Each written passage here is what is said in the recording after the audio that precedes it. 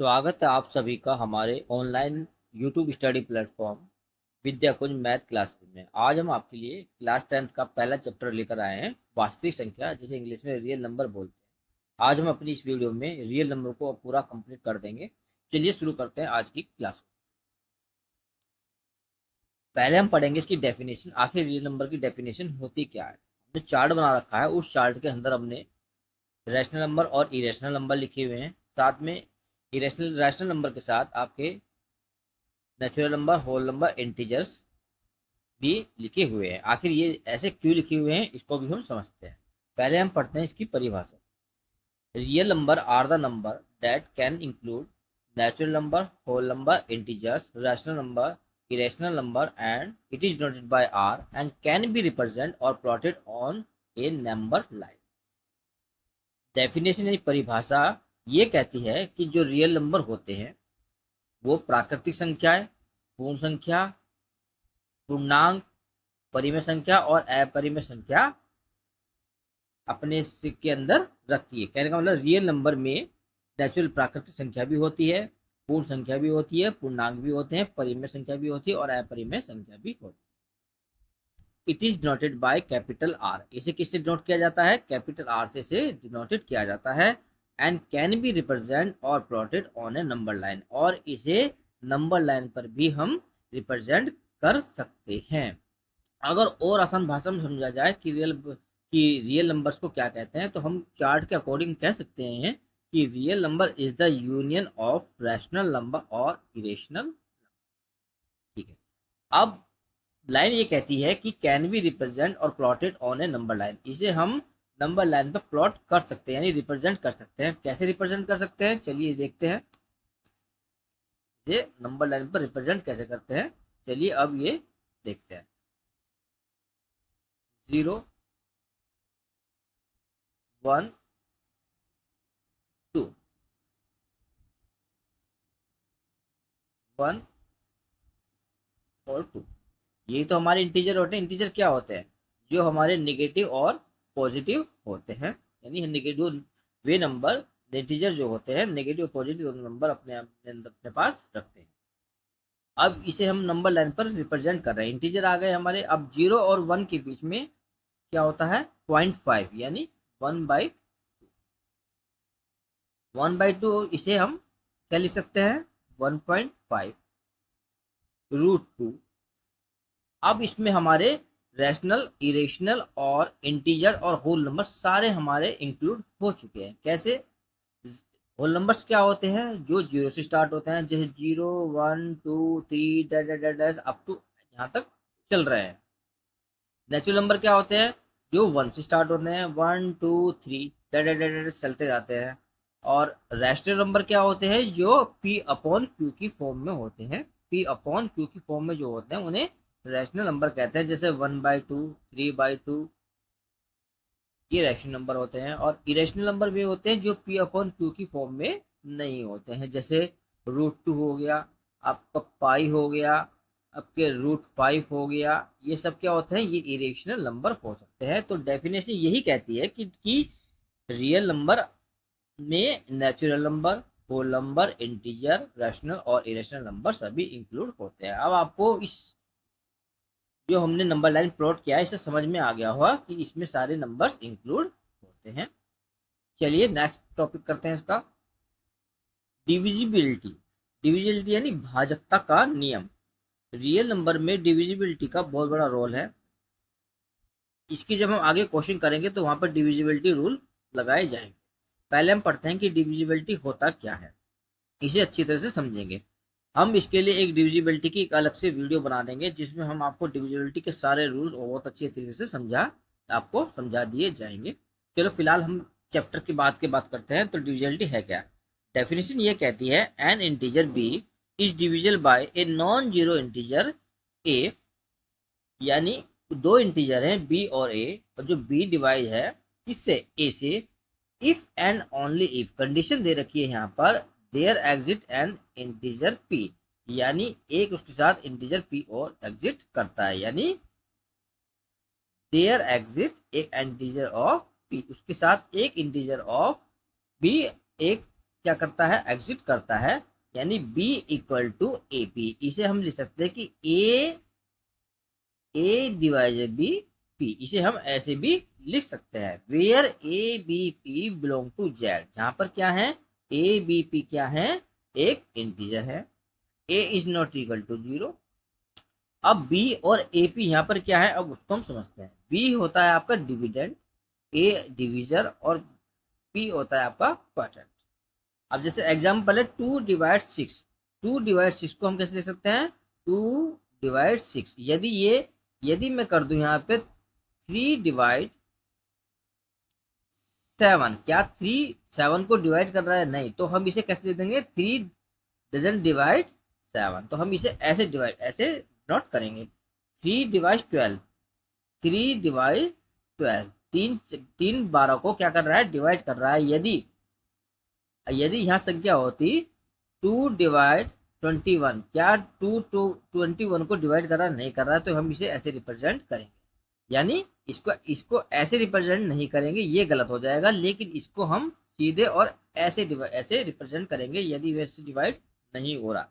ये मैंने आपको समझाया है कि हमें मैथमेटिकल में हमें इसे कैसे डिनोट करना है। यदि डिवाइड करता है तो टू को तो इसे कैसे डिनोट करेंगे, यदि यदि इसे डिवाइड नहीं करता है तो हम इसे इस तरह से रिप्रेजेंट करें।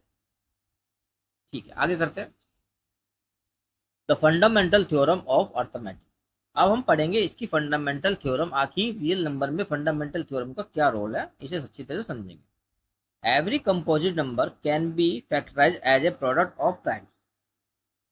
डेफिनेशन यह कहती है कि जो प्रत्येक कंपोजिट नंबर होता है वो प्राइम फैक्टर के प्रोडक्ट में होना चाहिए। अब कंपोजिट नंबर क्या होते हैं, कंपोजिट नंबर वे होते हैं जो दो से अधिक अपने फैक्टर रखते हैं, और प्राइम नंबर क्या होते हैं, जो अपने आप से ही डिवाइड होते हैं। यानी डेफिनेशन ये कहती है कि every composite number can be factorize as a product of primes. ठीक है, नीचे मैंने एग्जाम्पल दे रखा है, इस एग्जाम्पल से आप जब से अच्छी तरह समझते हैं कि आखिर डेफिनेशन क्या कहती है। ये कंपोजिट नंबर यहाँ पर दे रखा है, अब इसे कि हमें प्राइम फैक्टर करने हैं। इसके प्राइम फैक्टर कैसे होंगे, जैसे यहाँ पर है, मैं यहाँ पे करके देखते हैं। 12, पहले सबसे छोटी संख्या से इसको करेंगे, 2 6 जा 12, 2 से फिर चला जाएगा ये, 2 3 जा 6, अब 3 से जाएगा ये, 3 1 जा 3, तो इसके प्राइम फैक्टर क्या बन जाएंगे, 2 मल्टीप्लाई 2 मल्टीप्लाई 3। तो इसको हम कैसे ले सकते हैं, 2 की पावर स्क्वायर मल्टीप्लाई 3। 2 की पावर स्क्वायर इसे किसलिए लिखा है, क्योंकि यहाँ पर 2 कितनी बार आया है, 2 बार आया है, अगर 3 बार आ जाए तो 2 की पावर 3 कर देते हैं। ऐसे ही 24 के यदि हम फैक्टर करेंगे, यानी प्राइम फैक्टर करेंगे। अब इसे प्राइम फैक्टर क्यों कहते हैं ये भी समझेंगे। 24 है, 24 कैसे करेंगे, 2 2 जा 4, 4 2 जा 8, 8 3 जा 24, यही तो इसके प्राइम फैक्टर बनेंगे। इसे हम कैसे ले सकते हैं, 2 की पावर 3 इंटू 3। अब मैंने यहाँ पर अब इसे प्राइम फैक्टर क्यों कहते हैं, अब मैंने आपको बताया था कि जो प्राइम नंबर होते हैं वो अपने आप से डिवाइड होते हैं। अब यहाँ देखिए आप, इसके फैक्टर क्या निकले हैं, 2 2 और 3। 2 किससे डिवाइड हो रहा है, अपने आप से डिवाइड होता है, यानी 2 1 जा 2। 3 किससे डिवाइड हो रहा है, अपने आप से डिवाइड होता है, 3 1 जा 3, यानी इसके ये क्या कहलाए, ये इसके प्राइम फैक्टर कहलाए। ठीक है, किसके, कंपोजिट नंबर के। अब हमने एक रिमार्क लिखा है जिसे हमने नोट लिखा है, उसको समझते हैं कि वो क्या कह रहा है। फंडामेंटल थ्योरम के according, the order of factorisation doesn't matter in which the prime factor occur, but its factoriser is unique to the number. ये कह रहा है कि जो हमें प्राइम फैक्टर प्राप्त हुए हैं, जैसे 2 2 3, इसके ऑर्डर पर यदि इसका ऑर्डर कुछ और हो, जैसे मैं इसका ऑर्डर बना दूं 2 मल्टीप्लाई 3 मल्टीप्लाई 2, तो इसका ऑर्डर चाहे कुछ भी हो, तो इसके जो यूनिक नंबर है कौन सा, 12, इस पर कोई फर्क नहीं पड़ता है। अब आप देखिए यहाँ पर 2 दूनी 4 और 4 तिया 12, जब भी 12 आ रहा है, अगर मैं इसे 2 तिया 6 और 6 दूनी 12 कर दूं, जब भी क्या आ रहा है, 12 है। तो क्या 12 पर कोई फर्क पड़ रहा है, नहीं, 12 पे कोई फर्क नहीं पड़ रहा, लेकिन हाँ हमने इसका ऑर्डर चेंज कर दिया, लेकिन ऑर्डर चेंज करने पे भी इसके नंबर पर कोई फर्क नहीं पड़ता है। तो डेफिनेशन यही कह रही है कि order of factorisation doesn't matter in which the prime factor occur, यानी कह रहा है कि उसके ऑर्डर पर कोई फर्क नहीं पड़ता, कि जो प्राइम फैक्टर हमारे हुए हैं उसके ऑर्डर पर कोई फर्क नहीं पड़ता। यदि मैं 3 दूनी 6 कर दूं, 6 दूनी 12 कर दूं, या 2 दूनी 4 या 4 तिया 12 कर दूं, उसके ऑर्डर पर कोई फर्क नहीं पड़ेगा। उतने ही फर्क पड़ता है। तो यही ये कह रहा है। चलिए नेक्स्ट टॉपिक करते हैं। मुझे लगता है कि आपको फंडामेंटल थ्योरम ऑफ अर्थमेटिक्स समझ में आ गया होगा। इसके आगे क्वेश्चन बनेंगे कराएंगे जब आपको समझ में आ जाएगा और अच्छे से। Find LCM and HCF by prime factorization method. अब हमें एलसीएम और एचसीएफ निकालने हैं किससे? प्राइम फैक्टराइजेशन मेथड का यूज करके। किसका? इस नंबर।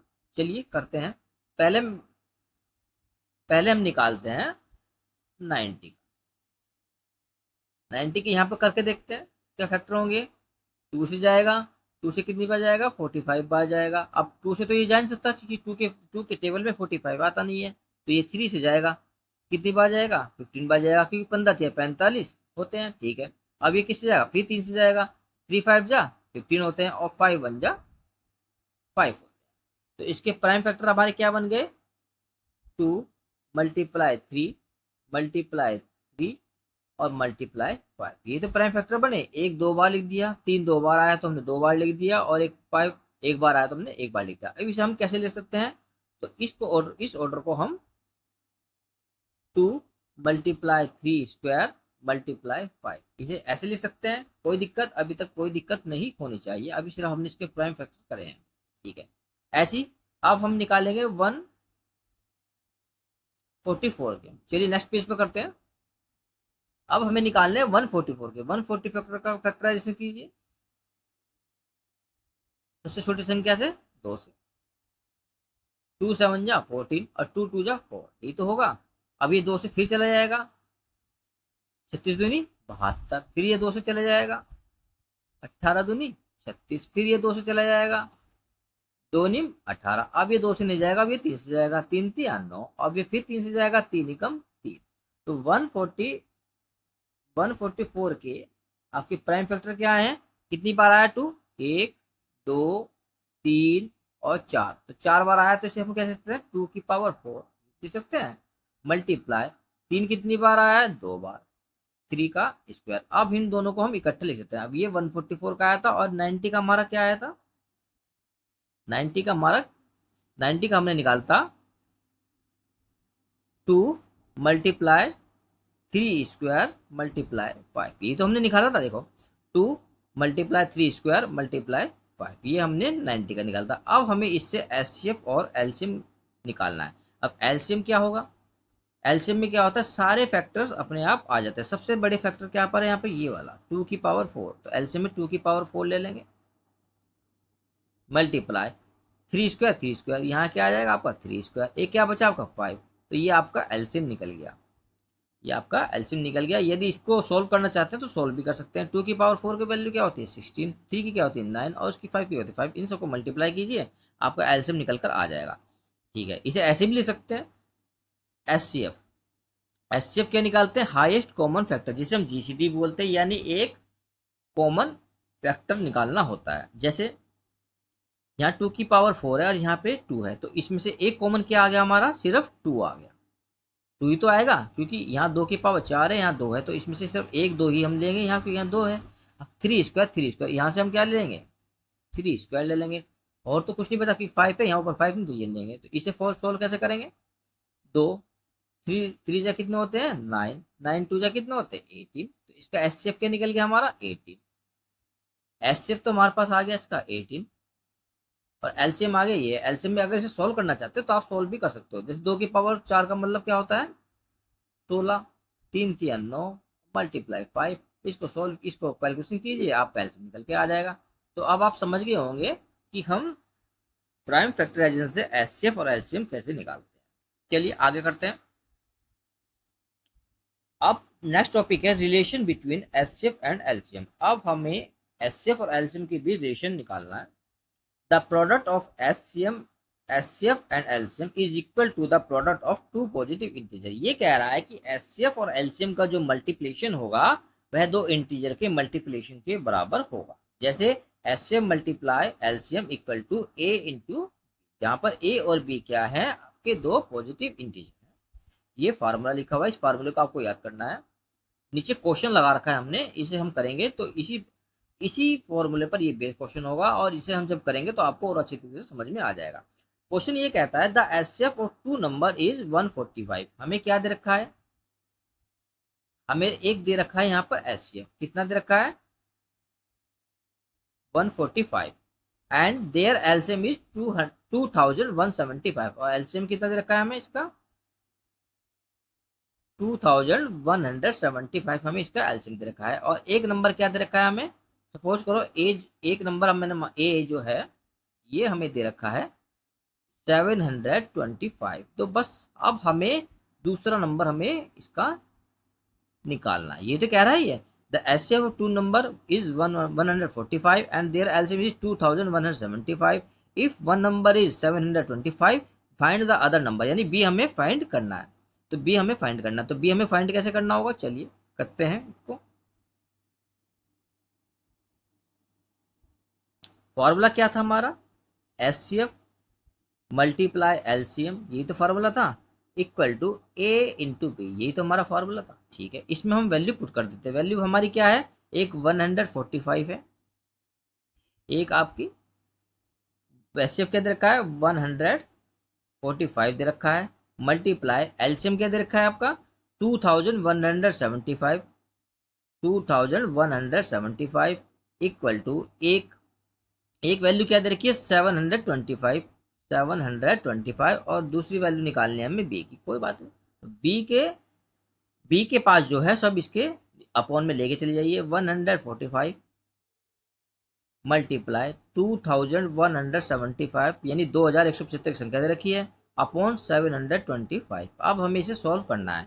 तो मेरे ख्याल से 725 को यदि मैं 3 बार मल्टीप्लाई करता हूँ तो क्या वैल्यू निकल के आएगी, 3 5 जा 15, कैरी 1, 3 दूनी 6 और 1 7, और 3 सत्ते 21, तो 2175 इसकी वैल्यू आ जाएगी। इसका मतलब ये हुआ ये 3 बार चला जाएगा। अब हमारे पे क्या बचा 145 मल्टीप्लाई 3, अब इसकी मल्टीप्लाई कर दीजिए, तो 3 पंजे 15, 3 चौक 12 और 1 13, और 3 एकम 3 और 1 4। तो बी की वैल्यू हमारे पास क्या आई, बी की वैल्यू हमारे पास 435 आई। तो हमने दूसरा नंबर भी यहाँ पर सॉल्व कर दिया। तो ये इस तरह से सॉल्व होगा। यदि आपके पास एचसीएफ दे रखा है, एलसीएम दे रखा है और एक नंबर दे रखा है, तो आप दूसरा नंबर फाइंड कर सकते हैं इस फॉर्मूले से। यदि एचसीएफ नहीं दे रखा, वो एचसीएफ पूछ रहा है, एलसीएम दे रखा है और दो नंबर दे रखे हैं, तो आप फिर उससे एचसीएफ निकाल देंगे। यदि एचसीएफ दे रखा है और दो नंबर दे रखे हैं, अगर एलसीएम पूछता है तो आप एलसीएम निकाल देंगे।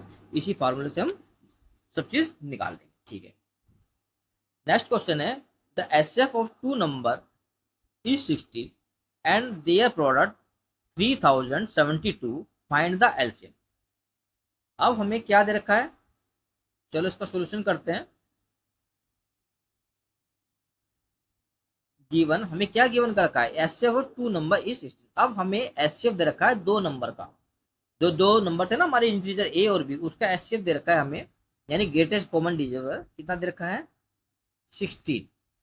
ठीक है, एंड देयर प्रोडक्ट इज 3072, यानी जो दो नंबर थे हमारे x मल्टीप्लाई वाई या a इंटू ए मल्टीप्लाई भी कुछ भी लिख सकते हैं आप। ठीक है, x मल्टीप्लाई कितना बाई कितना रखा है 3072, यानी 3072 एक संख्या दे रखी है। और फाइंड द एलसीएम, हमसे क्या पूछ रहा है ये, एलसीएम हमसे फाइंड कर रहा है। तो फार्मूला हमारा क्या था, HCF multiply LCM equal to X multiply Y या ए मल्टीप्लाई भी कुछ भी लिख सकते हैं। तो अब हमें इसमें क्या करनी है, वैल्यू पुटअप करनी है इस फॉर्मूले के अंदर। तो करिए, चलिए एचसीएफ क्या है 16 मल्टीप्लाई, हमें एलसीएम निकालना है, एलसीएम हमें निकालना है, तो LCM equal to X multiply Y कितना दे रखा है 3072।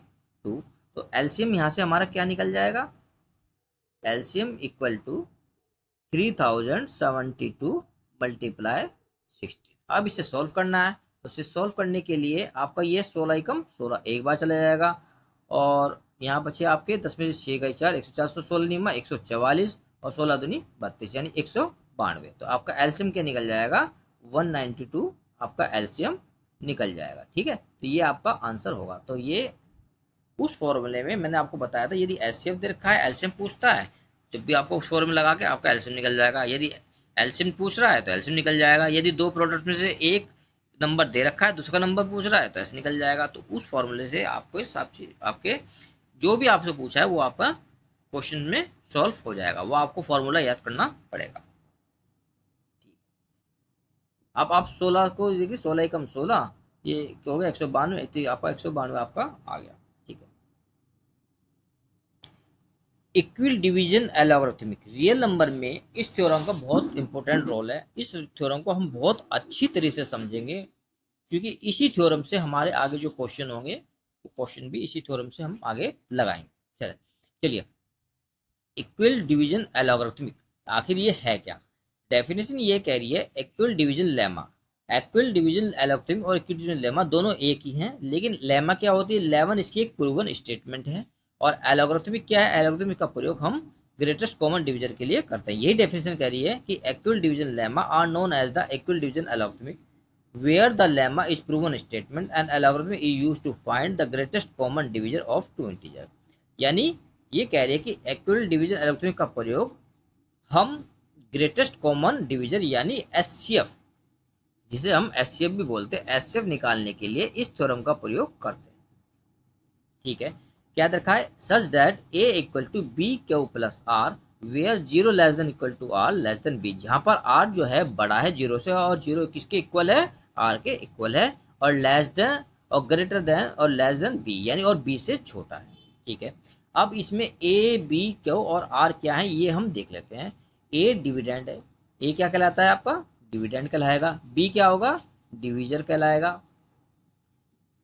क्यू क्या होगा? आपका क्वोटिएंट होगा, और आर क्या होगा? रिमाइंडर। अब इस थ्योरम की सबसे इंपॉर्टेंट चीज है, इस थ्योरम में जब हम एचसीएफ निकालते हैं, एचसीएफ निकालने के लिए हम जब तक इस थ्योरम का अप्लाई करते हैं, जब तक कि हमारा जो रिमाइंडर है, हमारा जीरो नहीं बन जाता, जब तक हम इस थ्योरम को अप्लाई करते रहते हैं एचसीएफ निकालने के लिए। कैसे अप्लाई करते रहते हैं, अब आगे क्वेश्चन करेंगे हम इसका, तो हम अच्छी तरह से समझ जाएंगे।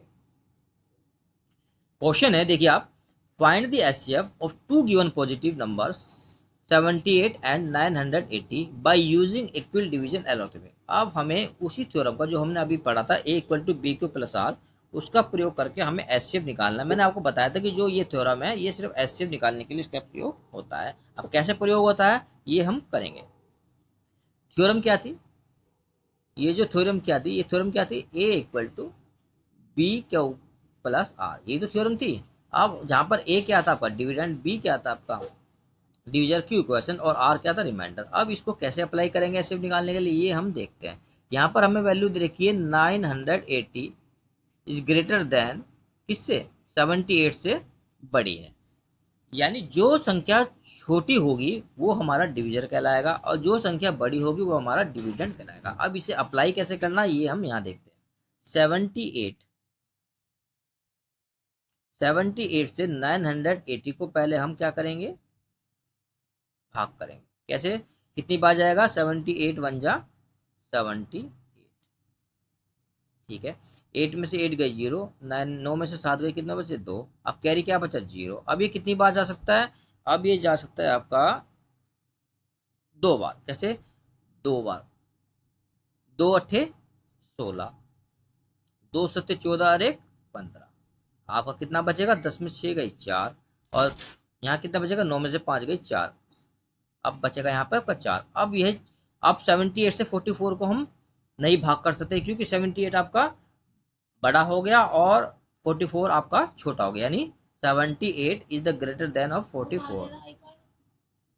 तो अभी हमारा रिमाइंडर 0 नहीं बना है, तो अब हमें रिमाइंडर को, हमें जब तक इस थ्योरम का अप्लाई करना पड़ेगा जब तक कि हमारा रिमाइंडर जो है 0 नहीं बन जाता। अब इसमें क्या होता है थ्योरम में, जो हमारा रिमाइंडर आएगा अब वो क्या बन जाएगा? डिवीजर बन जाएगा। अब वो रिमाइंडर हमारा क्या बन जाएगा? डिवीजर बन जाएगा। और जो हमने पहले संख्या ली थी जिससे हम डिवीजर कर रहे थे, अब वो हमारा क्या बन जाएगा? डिविडेंड बन जाएगा। अब वो हमारा डिविडेंड बन जाएगा। यही स्टेप हमें फॉलो करना है, क्योंकि इक्वल डिवीजन एल्गोरिथम यही कहती है कि स्टेप बाय स्टेप, यानी हमें स्टेप बाय स्टेप उस प्रॉब्लम को सॉल्व करना है। ठीक है, भाग कीजिए। कितनी बार जाएगा ये? 1 बार जाएगा। अब 44 क्या हुआ आपका? 44 बड़ा हुआ किससे? 34 से। अब ये नहीं जाएगा। ठीक है, अब 34 आया। अब 34 क्या बन जाएगा आपका? रिमाइंडर। वही स्टेप हमें अब दोबारा फॉलो करना है जो हमने अभी किया था। अब 34 हमारा रिमाइंडर बन गया, और 44 हमारा क्या बन गया? डिविडेंड। अभी कितनी बार जाएगा? ये भी 1 बढ़ जाएगा, यहाँ 34 आ गया, 4 में से 4 गई 0, 4 में से 3 गई 1, 10। अब ये नहीं जाएगा, क्यों? क्योंकि 34 is the greater than of 10। ठीक है, अब 10 हमारा क्या बन गया? अब 10 हमारा यहाँ बन गया रिमाइंडर, यानी जो हमारा रिमाइंडर था अब क्या बन गया? डिविजर। और यहाँ पर जो हमारा पहले डिविजर था अब क्या वो बन गया? हमारा डिविडेंड। अब देखिए यहाँ पर ये हमारा क्या था? डिविजर था, और ये हमारा रिमाइंडर आया था। यही तो हम स्टेप फॉलो करते आ रहे हैं। जो हमारा रिमाइंडर बच रहा है उसको हम डिविजर बना रहे हैं, और जिससे हम पहले डिविजन लेके चल रहे थे उसे हम डिविडेंड बना रहे हैं। जैसे यहाँ पर 44, फिर यह 78, वही रूल हम, वही स्टेप हम फॉलो कर रहे हैं थ्योरम से। ठीक है, हम जब तक ये स्टेप फॉलो करते रहेंगे जब तक कि हमारा रिमाइंडर 0 नहीं होता है, और जिस संख्या से रिमाइंडर 0 हो जाएगा वही एचसीएफ कहलाता है। कैसे देखते हैं? दैट इज एम्प्लॉय 10 से डिवाइड कीजिए, कितनी बार जाएगा? 10 3 जा 30। कितना बचा आपका रिमाइंडर? 4। अब ये 10 से 4 से भाग नहीं जा सकता, क्यों? 10 is the greater than of 4। तो इसका मतलब ये हुआ कि अब हमें 4 को क्या बनाना पड़ेगा? अब फिर वो स्टेप आगे चलेगा, दैट इज एम्प्लॉय 4। अब 4 क्या बन गया? हमारा डिविजर। और पहले जो डिविजर था वो क्या बन गया? हमारा डिविडेंड। तो इसी कितनी बार चलेगा? 4 दूनी 8, तो 10 में से 8 गई 2। अब क्या हुआ? 4 is the greater than of 2, क्यों? 4 से 2 से भाग नहीं सकता, अगर भाग करेंगे तो 0.5 में आ जाएगा। ठीक है, अब यही फिर हम रोल करेंगे। अब 2 हमारा क्या बन जाएगा? डिविजर। और डिविजर, और जो हमारा पहले जो अब डिविजर था अब वो क्या बन जाएगा? हमारा डिविडेंड। तो 2 2 जा 4, रिमाइंडर कितना बच गया आपका? 0। जब मैंने कहा कि इस स्टेप को हम जब तक फॉलो करते हैं जब तक कि हमारा रिमाइंडर क्या ना बन जाए? 0 ना आ जाए। तो हमारा रिमाइंडर 0 अब आ चुका है, और जिस संख्या से भाग देने पर रिमाइंडर 0 बनता है वही आपका एचसीएफ कहलाएगा। तो एचसीएफ आपका कितना आ जाएगा यहाँ से? ये वाला। तो एचसीएफ आपका आ गया 2। तो ये हमारा आंसर आ गया। अब आप समझ गए होंगे एलोगेथम थ्योरम क्या होती है, इससे हम कैसे निकालते हैं। एलोगेथम थ्योरम का प्रयोग हम एचसीएफ निकालने के लिए जब तक करते हैं जब तक कि हमारा रिमाइंडर 0 ना हो जाए, और जो हमारे रिमाइंडर आते रहते हैं उसको हम डिविजन में बदलते रहते हैं, और जो हमारा पहले डिविजन होता है उसको हम डिविडेंड में बदलते रहते हैं। यानी स्टेप बाय स्टेप, यानी एक स्टेप से दूसरे स्टेप पे, दूसरे स्टेप से 3 स्टेप पे, 3 से 4 पे स्टेप पे, यानी हमें स्टेप और स्टेप फिर करके एचसीएफ निकालना होता है। क्वेश्चन है next, so that the square of any positive integer is of the form 3m or 3m plus 1 for some integer m। ठीक है, यहाँ पे इक्वल डिवाइड करते हैं इसको बाय इक्वल डिवीजन लेमा। अब हम यहाँ पर किसका प्रयोग करेंगे? इक्वल डिवीजन लेमा का प्रयोग करेंगे। मैंने आपको बताया था इक्वल डिवीजन लेमा और इक्वल डिवीजन एलोगेथम दोनों एक चीज ही हैं, लेकिन लेमा का प्रयोग हम क्या करते हैं? स्टेटमेंट को प्रूव करने के लिए करते हैं, और एलोगेथम का प्रयोग करते हैं हम एचसीएफ निकालने के लिए। अब हमें यहाँ पर स्टेटमेंट प्रूफ करनी है। अब हमें step by step rule follow नहीं करना है, अब करना नहीं करना। अब यहाँ पर ये एचसीएफ नहीं पूछ रहा है, अब ये हमें यहाँ पर हमारा एचसीएफ नहीं पूछ रहा है, तो इसलिए हमें एलोगेथम का प्रयोग नहीं करना। अब हमें लेमा का प्रयोग करना है। लेमा भी वही है, a equal to B Q plus are where 0 less than equal to a less greater than b, यानी जहाँ पे आर जो छोटा है बी से लेकिन 0 से बड़ा है और 0 के बराबर भी है। तो यही हमें रूल फॉलो करना है। तो कह रहा है so that the square of any positive integer is a the form of 3m। तो मैं मान लेता हूं कि let A B a positive integer, मैंने एक इंटीजर मान लिया, पॉजिटिव इंटीजर मान लिया क्या? ए। ठीक है, is the form of 3m+1। अब यहाँ पे देखिए आपका 3m आ रहा है। अब ये क्या मान गया? विच इज डिविजर, जो ए है डिवाइड है किससे? ये तो कह रहा है ए डिवाइड है किससे? क्यों? ए इक्वल टू बी क्यू। और कितनी बार? 3 बार। तो आर के रिमाइंडर कितने आ जाएंगे आपको? 0 1 और 2। अब इसे ध्यान रखिए, यदि 3 पूछ रहा है तो उसके रिमाइंडर कितना आ गया, 0 1 2 आ गई। यदि ये 4 पूछता तो रिमाइंडर आते 0 1 2 3। यदि ये 2 पूछता तो आपके रिमाइंडर कितने आते हैं, 0 और 1। ठीक है, तब आपके रिमाइंडर 0 1 आते हैं, कोई बात नहीं। अब पहली रिमाइंडर के लिए लेते हैं हम पुट 4 r इक्वल टू 0। अब हम r इक्वल टू 0 के लिए लेते हैं इस थ्योरम, इस जो ये इक्वेशन है इसमें हम वैल्यू पुट करते हैं। तो a इक्वल टू b कितना है आपका, b कितना है, b यही तो है, a इक्वल टू 3 क्या हो, और प्लस r कितना है 0, क्योंकि r के लिए हम क्या 0 ले रहे हैं। तो यहां से क्या हमारा निकल के आ गया, a इक्वल टू 3 क्यू, यही तो आया। अब ये कह रहा है इसका स्क्वायर, यदि मैं इसका दोनों तरफ का स्क्वायर कर दूं तो ये बन जाएगा a square equal to 9 Q square, ये तो कह रहा है। So that the square of any positive integer is the form of 3m। अब हमें इसके स्क्वायर को 3m के फॉर्म में बनाना है।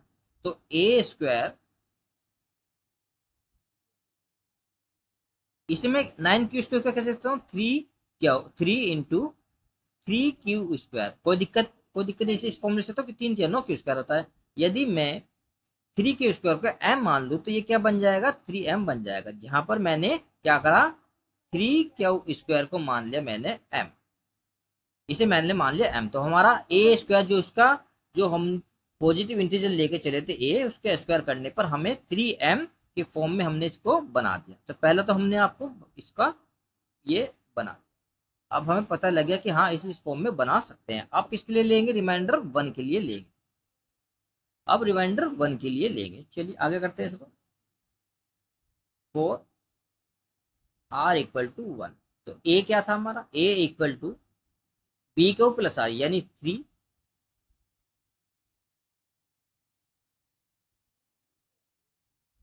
क्यों। अब r कितना आ जाएगा हमारा 1, क्योंकि हम अब r के लिए लेके चल रहे हैं 1 के लिए। अब इसका दोनों ओर का स्क्वायर कर दीजिए, a स्क्वायर कितना आएगा 3 क्यू प्लस 1 का होल स्क्वायर। अब इसमें कौन सा फॉर्मूला लगेगा, a प्लस बी का whole square, a plus b का होल स्क्वायर का इसमें फॉर्मूला लगा देंगे। तो ए प्लस बी का होल स्क्वायर का क्या फॉर्मूला होता है, a square plus 2ab plus b square. ये हम इसमें फॉर्मूला पुट करेंगे। तो ए square equal to 3 3 9 9 Q square plus 3 दूनी 6 क्यू और प्लस 1। अभी तो कोई दिक्कत है आपको, अभी तो कोई दिक्कत है इसमें, कोई दिक्कत नहीं है, ठीक है, हमने इसका स्क्वायर बना दिया। ठीक, अब इसको आगे सॉल्व करते हैं। तो ए स्क्वायर इक्वल टू, यदि मैं इसको और इसको ऐसे कर दूं और यहां से क्या कॉमन ले लूं, 3 कॉमन ले लूं, तो यहाँ क्या बच जाएगा, 3 क्यू स्क्वायर प्लस 3 दूनी 6 क्यू प्लस 1, ये तो बचेगा। 3 3 9, इस 3 से मिलकर 3 3 9 9 क्यू स्क्वायर और 3 दूनी 6 क्यू बन जाएगा। ठीक है, यदि मैं इसको m मान लूं तो ये बन जाएगा 3m। बचा क्या आपके पास, प्लस वेयर मैंने क्या माना, 3 Q square plus 2 Q equal to m, ये मैंने m मान लिया। तो हमारा ये किस फॉर्म में आ गया, इसका स्क्वायर भी, तो a स्क्वायर भी हमारे 3m प्लस 1 के फॉर्म में आ गया। अभी तक हमारी जो स्टेटमेंट थी अभी तक हम प्रूफ करके चल रहे हैं। अब हमें प्रूफ करना पड़ेगा r इक्वल टू किसके लिए, 2 के लिए। तो यही स्टेप हम आगे फॉलो करेंगे। 4 r इक्वल टू 2, फॉर्मूला क्या था हमारे पास, a equal to B Q plus, ये तो फॉर्मूला था। तो ठीक है, अब a इक्वल टू किसके, b क्या था हमारा 3, क्यू क्या है क्यू प्लस रिमाइंडर कितना हुआ 3।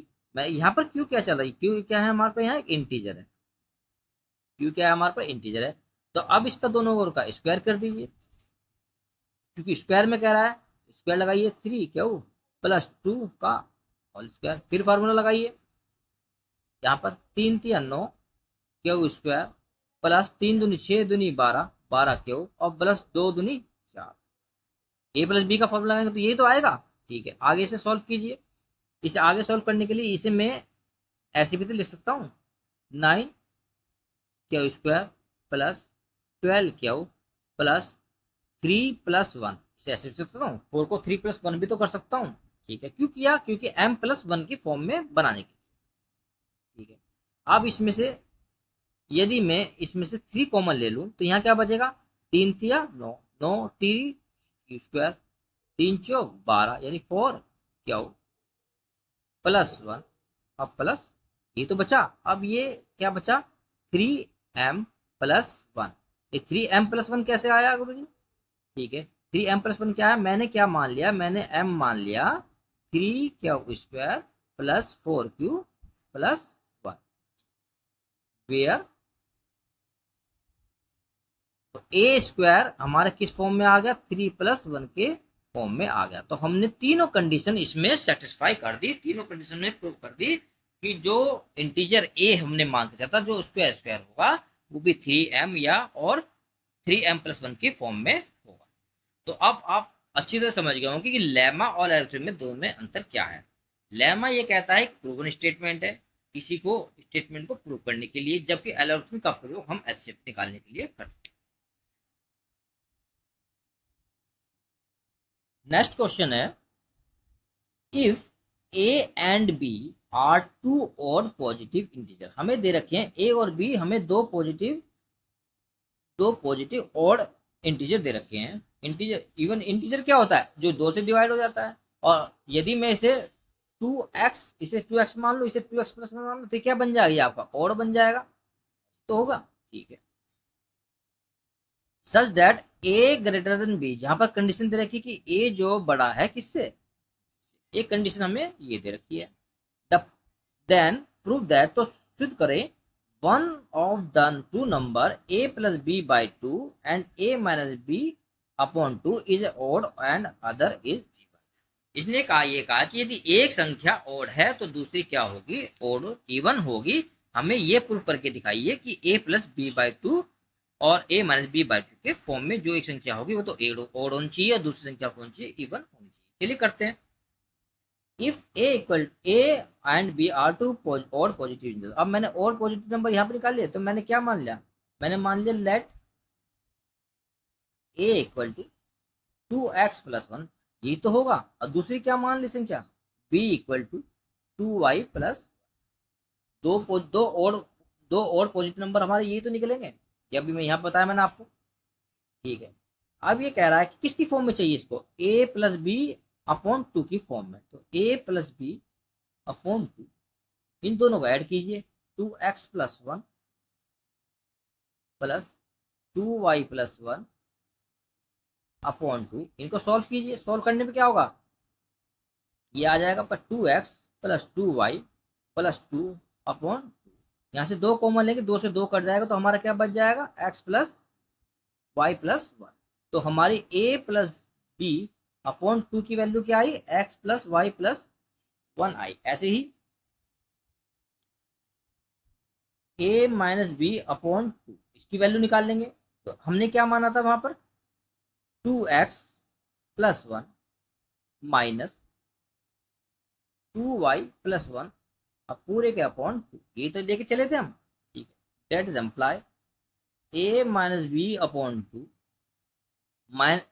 2x+ एज इट इज रखेंगे, अब माइनस की इसके अंदर गुना करेंगे तो मान जाएगा -2y और -1, अब पूरे के अपॉन 2, इस 1 से ये 1 कट जाएगा, और यहाँ से हम 2 कॉमन लेंगे तो 2 से 2 कट, इस 2 से ये 2 कट जाएगा, तो हमारा क्या बचेगा? x minus Y, a minus B upon 2। अब हमने दो चीज निकाल दी है, एक और निकाल दी है और एक इवन निकाल दी। अब इसे कैसे आगे देखना है? हम जानते हैं कि द सम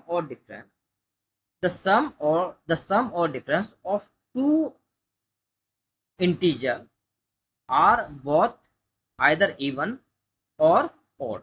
यानी कहने का मतलब यह है कि यदि सम और x plus Y is even तो क्या होगा? x माइनस वाई भी आपका इवन होगा। ये तो कहता है डेफिनेशन, ये तो कहती है कि the sum of difference of two integer either is both even और बोथ ऑड। तो यही तो ये कह रहा है, ठीक है। अब हमें इस कंडीशन के लिए अप्लाई करना है। यदि मैं कह दूं कि x plus Y is even, तो क्या होगा देन, तो x माइनस वाई भी इवन ही होगा, ये तो डेफिनेशन कहती है। ठीक है, तो पहले पहले हम किसके लिए लेते हैं, फोर एक्स प्लस वाई के लिए लेते हैं, एक्स प्लस वाई के लिए, एक्स प्लस वाई के लिए लेते हैं। तो ये क्या बन जाएगा, a plus B upon two equal to X plus Y plus one. ये क्या बन गया हमारा ओड, तो ये हमारा ओड आ गया। और दूसरी संख्या क्या आ गई, तो X minus Y equal to even, एक इवन है तो एक ओड है। यही हमें कंडीशन निकालनी थी। ऐसी इसके लिए ए माइनस बी अपॉन टू के लिए इसके लिए निकाल देंगे। यदि हम इसे एक्स प्लस वाई को अब यहाँ और मान लेते हैं और तो ये हमारी इवन हो जाएगी, तो ये इसके लिए भी कंडीशन फॉलो कर जाएगी। तो ये आपका क्वेश्चन ये भी सोल्व हो चुका है, समझे। ऐसे ही हम a minus B by upon two के लिए निकालेंगे। ये मैंने आपके लिए कर दिया कि अब आपको a minus B upon two की वैल्यू निकालनी है। कैसे निकालनी है, मैंने यहाँ x plus Y is even माना, तो दूसरा भी हमारा इवन आ गया। अब मैं यदि x प्लस वाई को मैं ओड मान लूँ तो दूसरे को मान लूंगा मैं, दूसरे आ जाएगी हमारी इवन, क्योंकि ओड और इवन मिलकर बनाती है इवन नंबर।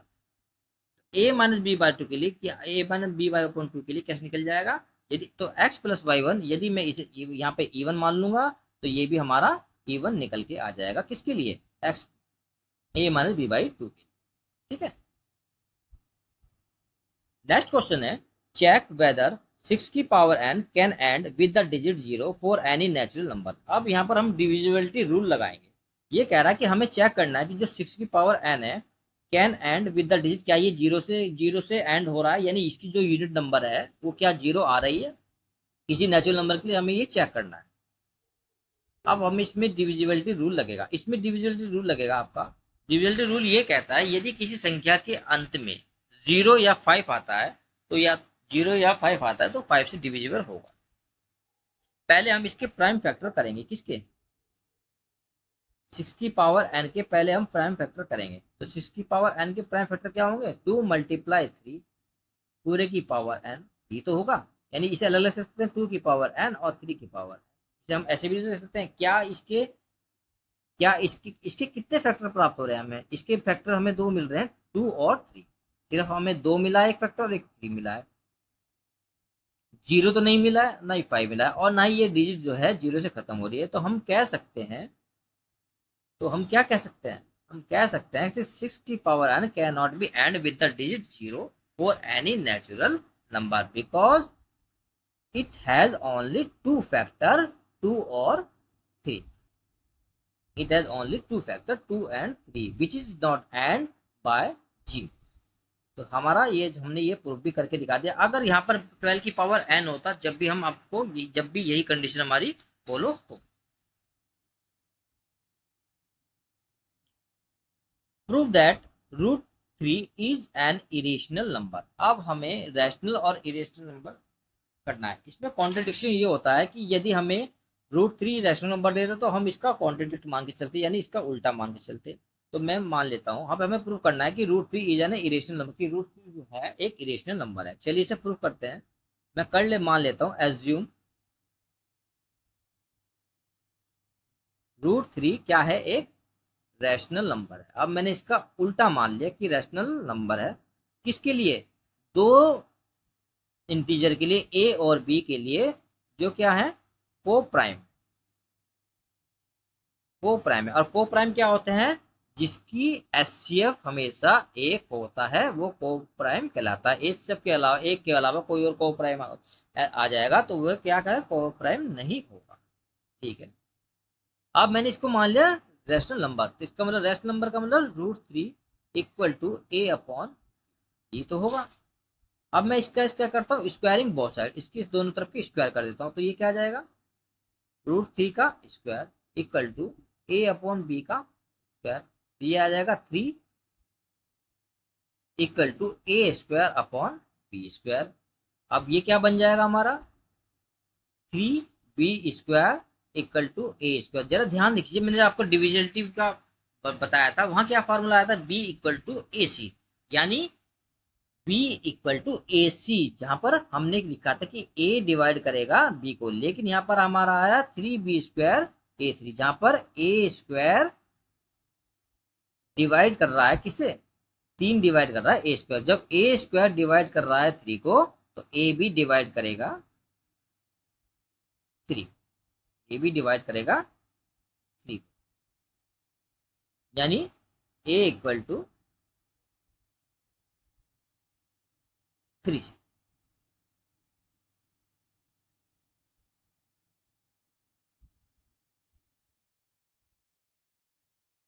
इक्वल, बात समझ में आई मैं क्या कर रहा हूं? जब ए स्क्वायर को 3 डिवाइड कर रहा है तो ए को भी 3 ही डिवाइड करेगा।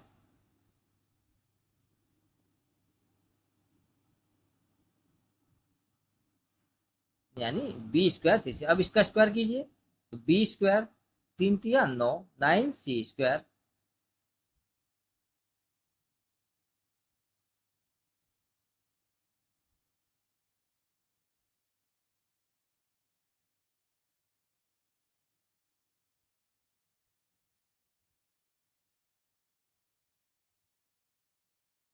यहाँ तो समझ में आ गया आपको?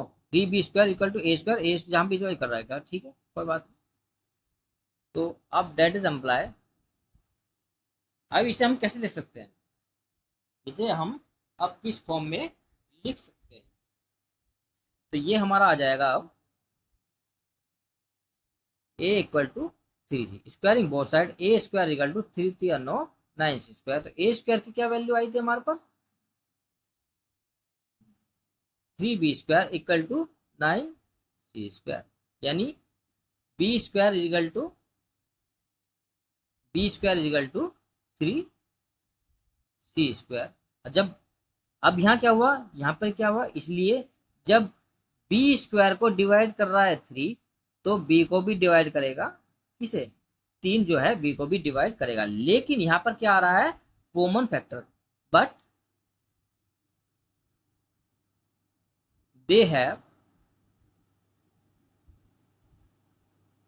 Common factor. कॉमन फैक्टर क्या आ रहा है इनका? 3। अब हम तो ए और बी को क्या लेकर चले थे?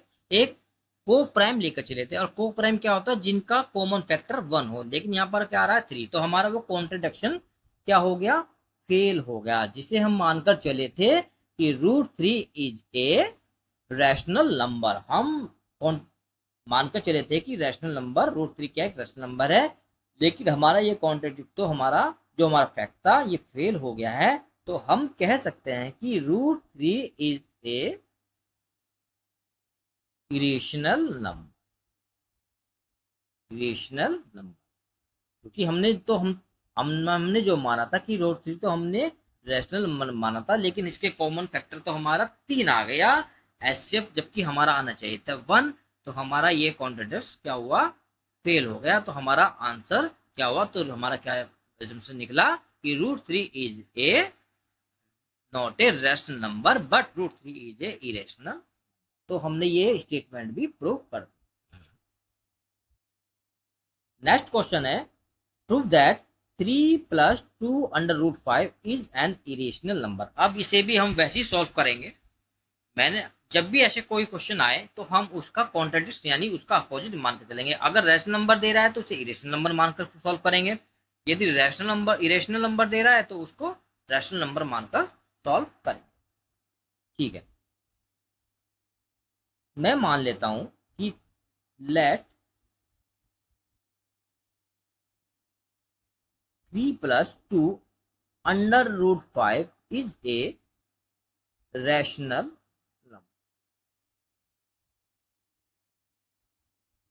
जब मैं इसे रैशनल नंबर मान रहा हूं, यानी इसका मतलब ये हुआ कि 3 + 2 √5 इक्वल टू a/b, जहां पर क्या होगा? b is not is equal to, यही तो रैशनल नंबर होता है। अब 2 √5 इक्वल टू a/b माइनस, इसे हम इस फॉर्म में भी ले सकते हैं। ठीक है, √5 इक्वल टू a/2b माइनस 3/2, इसे इस फॉर्म में ले सकते हैं। अब यहां से देखिए आप, a/2b क्या है? एक रैशनल नंबर है, ये तो रैशनल नंबर है क्योंकि a/c की फॉर्म में है। और -3/2 ये भी क्या है, ये भी एक रैशनल नंबर है। लेकिन √5 क्या पर है यहाँ पर, लेकिन √5 क्या है यहाँ पर, एक इरेशनल नंबर, इरेशनल नंबर है। और जबकि 5 क्या होता है, 5 क्या होता है, एक प्राइम नंबर होता है। 5 क्या होता है, एक प्राइम नंबर होता है। जबकि डेफिनेशन ये कहती है कि कभी भी रैशनल नंबर इरेशनल नंबर के बराबर नहीं होता है। यानी डेफिनेशन ये तो कहती है कि रैशनल नंबर कभी भी इरेशनल नंबर के बराबर नहीं होता है। अब यहाँ से देखिए आप, √5 = a/2 भी -3/2 एक रैशनल नंबर आ रहा है, इक्वल टू एक इरेशनल नंबर आ रहा है। क्या इसके बराबर होगा, नहीं होगा। क्यों, क्योंकि rational number is not is equal to irrational. लेकिन हम अजम्पशन मान के चले थे कि 3 + 2 √5 इज ए रैशनल नंबर। ये हमारा जो हम मानकर चले थे ये हमारा गलत हो चुका है। तो हमारा जो हम अजम्पशन था वो हमारा गलत हो चुका है। तो हम कह सकते हैं कि 3 + 2 √5 इज ए इरेशनल नंबर। अब आपको रैशनल नंबर और इरेशनल नंबर भी निकालने अच्छी तरह से आ चुका होगा। अब इसे ध्यान रखना है कि रैशनल नंबर कभी इरेशनल नंबर के बराबर नहीं हो सकता है। क्यों नहीं हो सकता है, रैशनल नंबर को हम बाई 2 यानी 3/2 1/2 के फॉर्म में डिनोट करते हैं, यानी p/q के फॉर्म में डिनोट करते हैं। जबकि इरेशनल नंबर क्या होते हैं, जो जैसे पाई, √3, √2, √5 ये कभी आपस में बराबर नहीं होते हैं। आज हमने आपको क्लास 10th का, यानी आपकी क्लास 10th का पहला चैप्टर रियल नंबर पूरा का पूरा कंप्लीट करा दिया है। इसके अगली हमारी जो नेक्स्ट वीडियो आएगी आपके चैप्टर की पॉलिनोमियल की आएगी, उसमें भी हम आपको एक ही वीडियो में पूरा चैप्टर कंप्लीट कराने का प्रयास करेंगे। चलिए, जब तक के लिए धन्यवाद। हमारे चैनल को सब्सक्राइब करें और लाइक करें ताकि हमारी आने वाली जो वीडियो हैं आपको समय पर मिल सके। बेल आइकन को प्रेस रखे रखें। बेल आइकन को प्रेस इसलिए करके रखें क्योंकि जो हमारी वीडियो होगी सबसे पहले आपको उसका नोटिफिकेशन मिल सके। चलिए, जब तक के लिए थैंक्स।